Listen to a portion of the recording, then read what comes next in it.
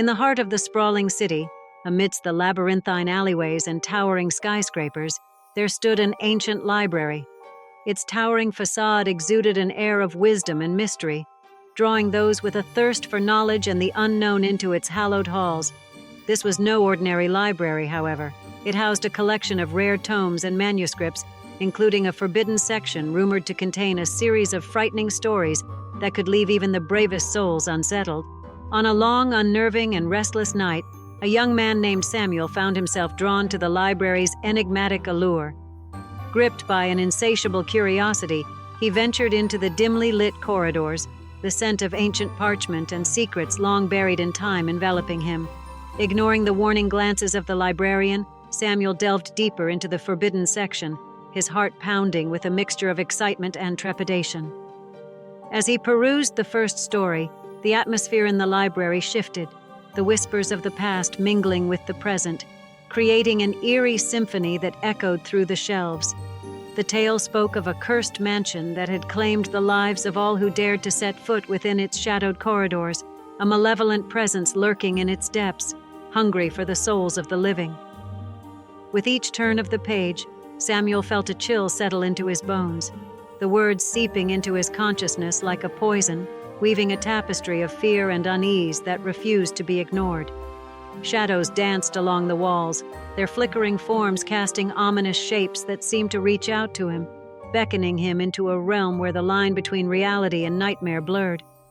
As the night deepened, the library's grand halls became a labyrinth of whispers and shadows, the air heavy with the weight of forgotten secrets and unspeakable truths.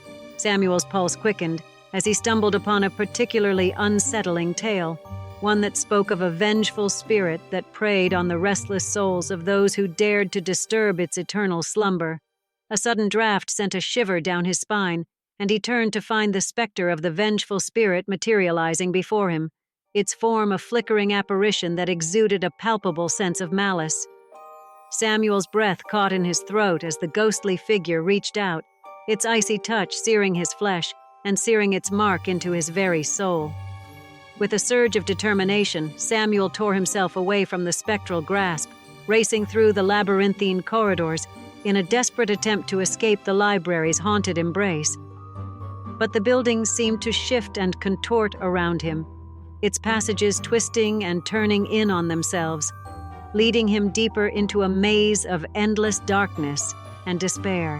Whispers echoed in his ears, a chorus of voices that spoke of tragedy and sorrow, their words weaving a cacophony of tales that threatened to drive him to the brink of madness.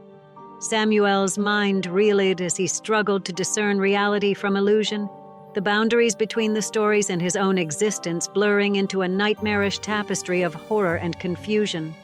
Hours stretched into an eternity as Samuel navigated the labyrinth of whispers, his every step guided by a primal instinct to survive. The shadows clung to him like a suffocating shroud, their tendrils seeping into his mind and eroding his sense of self. But as the first light of dawn pierced through the stained glass windows, the library's grip on him loosened, and he emerged from its depths, his body trembling with exhaustion and the weight of the night's ordeal.